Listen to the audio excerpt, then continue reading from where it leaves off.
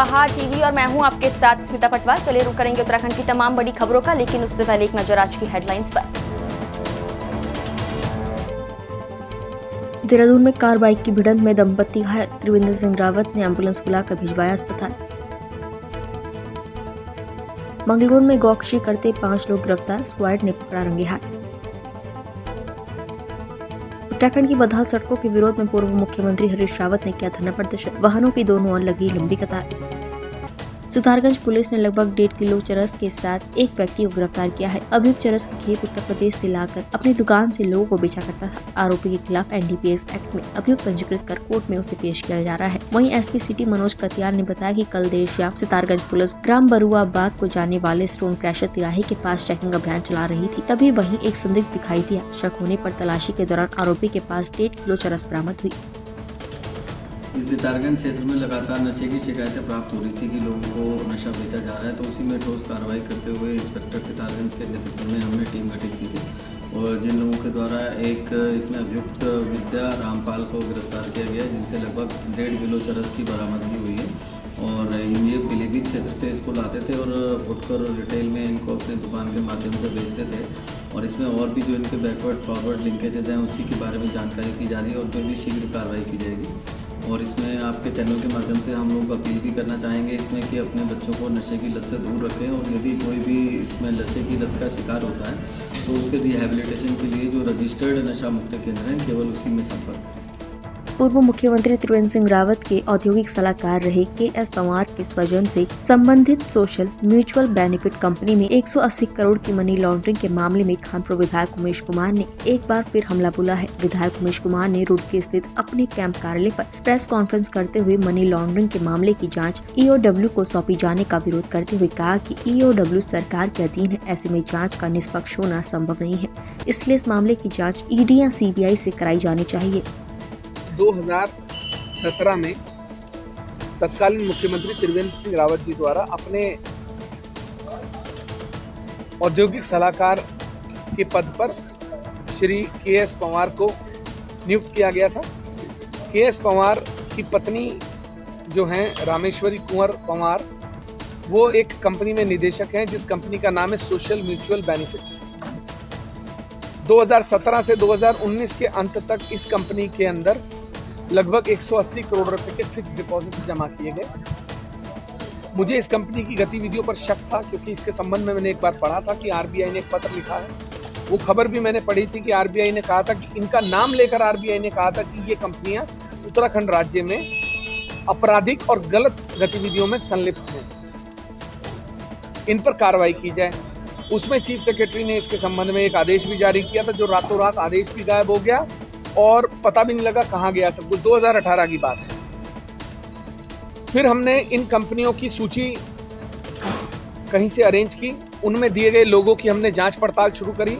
हमने 100 लोगों के करीब की हमने रेकी की, जिसमें कि अधिकतर लोगों के या तो पते गलत थे या जो मिले उनमें से कुछ बच्चे थे, कुछ मृतक थे और जो कुछ ऐसे लोग भी मिले जिन्हें ये नहीं पता था कि ऐसे नाम की कोई कंपनी है। ये सहारा पार्ट 2 स्कैम है। लोगों के आधार कार्ड, उनके इलेक्शन कार्ड, उनके वोटर ID अरेंज करके उनके नामों पर अपने यहाँ फर्जी खाते खोले गए। उनमें कैश डिपॉजिट्स, काले धन को कैश डिपॉजिट के तौर पर जमा किया गया और उसके बाद उन्हें बैंकों में डालकर FDs करा दी गई। मैं ये जानना चाहता हूँ ये पैसा किसका है? ये पैसा उत्तराखंड राज्य के लोगों का है। ये पैसा भ्रष्टाचार करके कमाया हुआ पैसा है।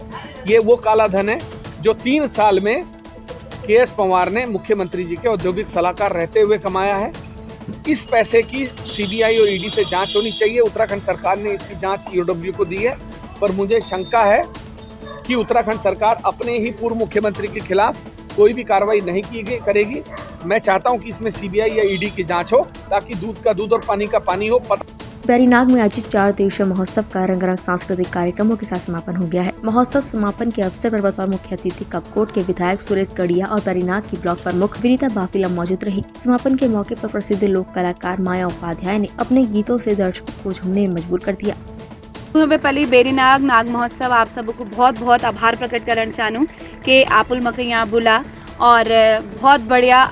मैं पूरी उम्मीद करनूँ कि सब बहुत अपन संस्कृति झलक आपको अपन वहाँ हमार खान पान पहनावा गीत संगीत बोली भाषा देखने लीजिए मिले वी लीजिए आपको बहुत बहुत बहुत धन्यवाद।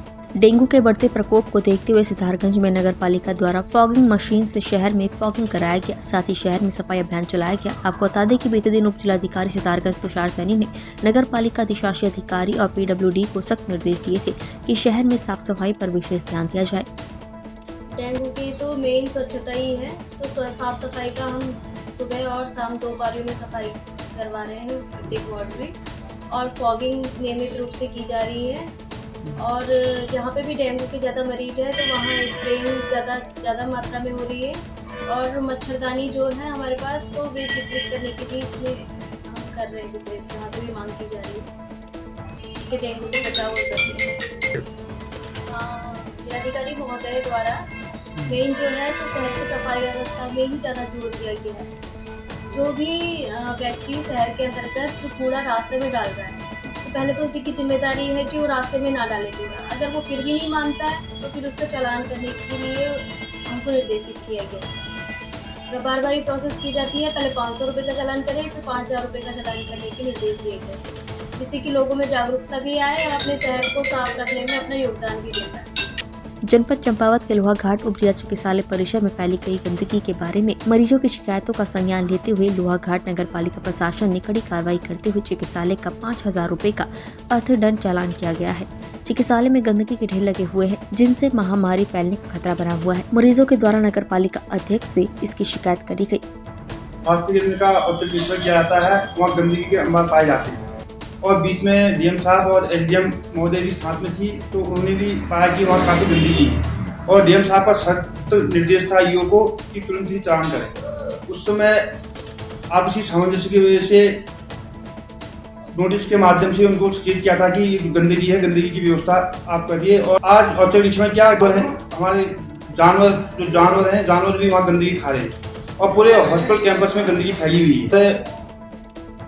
तुरंत ही वहाँ पर उनको जो भी स्वास्थ्य विभाग का जिम्मेदार अधिकारी है उसके खिलाफ चालानी कार्रवाई की गई। इस संबंध में हमने औचक निरीक्षण किया, देखा तो वाकई जो है वहाँ गंदगी व्याप्त थी और इस पर जो है हमने जो है उन्हें जो है 5000 रुपये का चालान किया गया उनका। और भविष्य में अगर ऐसी इनके द्वारा पुनरावृत्ति की जाती है, गंदगी फैलाई जाती है तो गंदगी का मामला प्रकाश में आएगा तो चालानी कार्रवाई की जाएगी और उच्च अधिकारियों को भी जो है इस बारे में अवगत करा दिया जाएगा। टिहरी सांसद माला राज्य लक्ष्मी शाह ने गुरुवार को जिला विकास समन्वय और निगरानी समिति की बैठक ली। चिन्याली सौड़ UJVNL निरीक्षण भवन में आयोजित बैठक में सांसद ने केंद्रीय योजनाओं की समीक्षा की और अधिकारियों को विकासात्मक कार्यों में जनप्रतिनिधियों के सहयोग से तेजी लाने के निर्देश दिए। इस तरह से हुआ है, मुझे सिर्फ PM जस्ट वाले का हमेशा प्रॉब्लम है, उसके लिए हमें अच्छी तरह से करना पड़ेगा।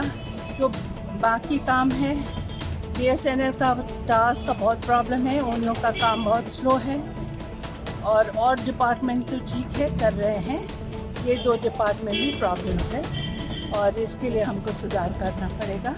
और उन लोगों का थोड़ा प्रॉब्लम्स जो है मैंने बोला है मुझे चिट्ठी लिख कर दे दो ताकि मैं सेंटर से जो हो सकता है हम सेंटर से करेंगे और जो स्टेट का है वो लोग खुद ही बात करें और जो सेंटर में हम कर सकते हैं। लास्ट टाइम ही हमने फंड्स रिलीज़ कराया था, अभी जो प्रॉब्लम है हम जाकर बात करेंगे और आगे के लिए करेंगे। मेरा समझ में नहीं आता क्योंकि हमेशा ठेकेदार के ऊपर होता है, वो बोलते हैं ये ठेकेदार वो ठेकेदार चेंज होता है फिर चले जाते हैं और इसीलिए भी एक प्रॉब्लम है क्योंकि जो ठेकेदार को देते हैं वो ठीक नहीं होता है तो उसको चेंज करते हैं।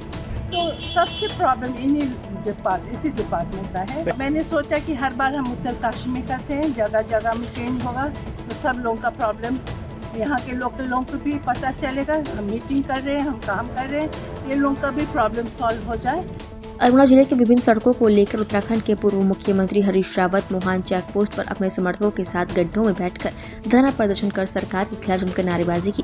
प्रदर्शन के चलते मोहान चेक पोस्ट के और काफी लंबा जाम लग गया। वहीं पूर्व मुख्यमंत्री हरीश रावत ने कहा कि पर्यटक नगरी को जिम कॉर्बेट पार्क रामनगर और सल्ट क्षेत्र को पौड़ी गढ़वाल से जोड़ने वाली सड़कें बदहाल है। चालक परिचालक जान हथेली पर रखकर सफर करने को मजबूर है। ये रोड ध्वस्त हो गए, ख़त्म हो रही है। एक ही रोड नहीं है, यहाँ की उत्तराखंड के अधिकांश लोगों की यही व्यथा है। उत्तराखंड ने बड़े संघर्ष से सड़कें बनाई और आज ये सड़कें ध्वस्त हो रही हैं। तो इस सड़कों के ध्वस्तीकरण के खिलाफ हमारा संघर्ष है, जिसकी शुरुआत आज यहाँ से हुई है और 1 महीने बाद हम सारे राज्य में घूम करके इस तरीके से चक्का जाएंगे। ये मार्ग उस समय जो है ADB से पैसा दे करके इस मार्ग को बिल्कुल दुरुस्त उस समय ये मार्ग दुरुस्त था। फिर भी मैंने आगे के लिए इसका चयन नेशनल हाईवे के रूप में करवाया। केंद्र सरकार ने सहमति दी और वो सहमति पत्र राज्य सरकार के पास है, मगर 7 साल से जो सरकारें आई उन्होंने उस सहमति पत्र का फ़ायदा नहीं उठाया और आज भी सड़क इसी हालत में खड़ा है। तो जो सवाल उन दोस्तों से पूछना चाहिए, भाजपा के लोगों को जिसका जवाब देना चाहिए, उसका जवाब हरीश रावत से पूछना तो ये समझता हूँ कि इससे लोगों को परेशानी हो रही है। अगर इनको धरना प्रदर्शन करना चाहिए था तो ये विधानसभा में करते, कहीं और करते। अब कई बीमार हैं, इसमें कईयों को फ्लाइट पकड़नी है, कईयों को अगले दिन इंटरव्यू वगैरह देना है, कई बातें हैं। तो मैं ये समझता हूँ कि धरना ठीक नहीं है। आगामी 9 नवंबर राज्य स्थापना दिवस की तैयारियों को लेकर गुरुवार को जिलाधिकारी अभिषेक रुहेला की अध्यक्षता में बैठक हुई। बैठक में राज्य स्थापना दिवस को भव्य रूप से मनाए जाने के उपलक्ष्य में रूपरेखा तैयार की गई। जिलाधिकारी ने कहा कि राज्य स्थापना दिवस के अवसर पर शहीद राज्य आंदोलनकारियों को श्रद्धांजलि दी जाएगी। कोटद्वार के नंदपुर मोटरढांग के निवासी दिनेश डबराल और उनकी धर्मपत्नी बीना देवी अपने साथ हुए अन्याय के खिलाफ कभी पुलिस प्रशासन तो कभी तहसील प्रशासन की चौखट पर गुहार लगाते लगाते थक गए हैं, मगर स्थानीय प्रशासन द्वारा उनकी शिकायत पर न्याय तो छोड़िए एक जांच तक नहीं करवा पाई। आखिरकार थक हार कर इस बुजुर्ग दंपति ने अपनी मांग को लेकर कोटद्वार के अपर पुलिस अधीक्षक के कार्यालय के बाहर लगातार बढ़ती इस ठंड के बीच अनशन करना पड़ रहा है। वहीं दिनेश डबराल ने बताया कि उनके छोटे भाई ने पैतृक जायदाद के फर्जी दस्तावेज तैयार कर उनके हिस्से की जमीन और मकान पर कब्जा कर लिया है। इसका पता उनको तब चला जब वो दिल्ली से अपना कारोबार बंद कर कोटद्वार अपने घर आए। चंद डबराल और सनात जीतराम डबराल जो हम निवासी यहाँ पर नंदपुर भावर मोटाढांग के हैं और साथ में मेरी पत्नी है। हम दोनों का व्यवसाय 1980 से दिल्ली ललितापाल लक्ष्मी नगर के अंदर हमारा रेस्टोरेंट चल रहा था, जहाँ मेरे पास दर्जनों कर्मचारी थे। यही नहीं है, मैंने अपने पिताजी के भांजे को भी वहाँ पर एज ए मैनेजर नौकरी पर रखे हैं और इस तरह से हमारा संपन्न व्यवसाय था, जिससे मैंने घर परिवार को ज़मीन, पढ़ाने लिखाने, शादी ब्याह तक होने तक उनको खुले आपने उनको मैंने पूरी खुशहाली दिया। सब कुछ मेरे दौर से किया गया, क्योंकि पिताजी तब चतुर्थ श्रेणी के कर्मचारी थे। उसके बाद इतनी वो कुछ नहीं था। तो जब इसके बाद छोटे भाई ने मुझसे मतलब जब इसका रोज़गार नहीं था 96 तक, तब इसने मुझसे प्रॉपर्टी के नाम पर 10 लाख रुपए की रकम किस्तों मैंने इसको दी। और ये तब उसके बाद ये सीओ कार्यालय मेरे खिलाफ जो एक षड्यंत्र रचा था कि छोटा बड़ा भाई दिनेश डबराल अपने हिस्से की घर ज़मीन को मेरे को इसलिए बेच करके गया कि मैं इस पैसे से दिल्ली जाकर कोई व्यवसाय करूँगा, क्योंकि 2003 में उसके हिस्से घर की ज़मीन की कीमत 1 लाख रुपये बनती थी। मैंने 1 लाख रुपये दिए, शपथ पत्र में उसने हस्ताक्षर किए और इस प्रकार शपथ पत्र में हस्ताक्षर किया गया। बाकी ज़मीन पर जो है छोटे भाई का ही कब्जा है और इस तरह से जो फर्जी कागजात दिखा करके एक आरोप लगाया कि उसको मेरे पिताजी ने बेदखल कर दिया। सारा फर्जी चीज़ लाकर सीओ कार्यालय के अंदर मेरे खिलाफ लग दिया और मुझे इसकी कोई जानकारी नहीं दी। जब मैं वापस आया तो मुझे पिताजी के जीते जी गाँव के जीते कुछ नहीं बताया गया। उनके मृत्यु बाद ही मेरे को पता लगा कि इसने कुछ जालसाजी के रखी। तब मैंने वर्ष 2022 में जब RTI लगाई तब मेरे को इसकी सारी करतों का पता लगा कि 2003 में मैं घर बेच करके जो मैं काम मेरा तो 1980 से मजिस्ट्रेट का दिया हुआ दिल्ली करतोड़ा कोर्ट का जो चालान मैंने पेश किया, उसके बाद तब इसने बयान बदल दिया कि उसका दिल्ली में मेरा खुद व्यवसाय था। जब मेरा दिल्ली का खुद व्यवसाय था, इससे मैं तुम्हें पाल रहा था, तो ये 2003 में घर बेच कर गया वाली कहानी। तो आप ये छोटा चाह रहे हैं कि क्या होना चाहिए? अब हम ये चाहते हैं कि जो इसने पहले जालसाजी वाले जो शपथ पत्र बनाई है, बेदखली बनाई है, मैं कब से जो है ASP को जो है ASP वरिष्ठ कार्यालय के 5 महीने से अनशन पर बैठे हुए हैं कि इस पर कार्रवाई की जाए। उनने इस पर जो है सब कुछ सबूत देने के बावजूद कि 2 पक्ष बताइए 1980 से मेरा रेस्टोरेंट चल रहा है या 2003 में मैं बेच कर गया हूँ, इसको जाकर इस पर जो फर्जी काम हुए इस पर कार्रवाई की जाए। भी नहीं किए गए और हमारे पास आज कुछ भी नहीं वापस आ रहे। तो हमारे जब हम वापस आए तो हमारे पास जो बचा कुचा था आज हम सड़क पर बैठ गए। किराए का घर पर था, मकान मालिक स्टेशन ने मिल करके ताला खुलवा करके सामान मेरा चोरी करवा दिया। अरे हमारे पास कंट्रोल में हम बीमार हालत के अंदर दोनों आदमी 5 महीने से यहाँ पर बैठे हुए, 6ठा महीने लग गया। हमारे पास पैसा नहीं है, हमारे पास मांग पूरी होगी तो हम जो है समझौता कर लेंगे, हम आगे कुछ नहीं करेंगे। यही है मांग, हमको अपना घर दिला दीजिए, रहने के लिए जाए और खाने के लिए आज हमारे पास कुछ भी नहीं, हम मंदिर मस्जिद में जाकर रोजी रोटी खा रहे हैं और बीमार हाल में दवाओं की अभाव के अंदर हम यहाँ पर जो कीड़े मकोड़े की तरफ मर रहे हैं, बड़ी पीड़ा झेल रहे हैं। यही उत्तराखंड की तमाम बड़ी खबरों में फिलहाल इतना ही। बाकी खबरों के लिए देखते रहिए पहाड़ टीवी। नमस्कार।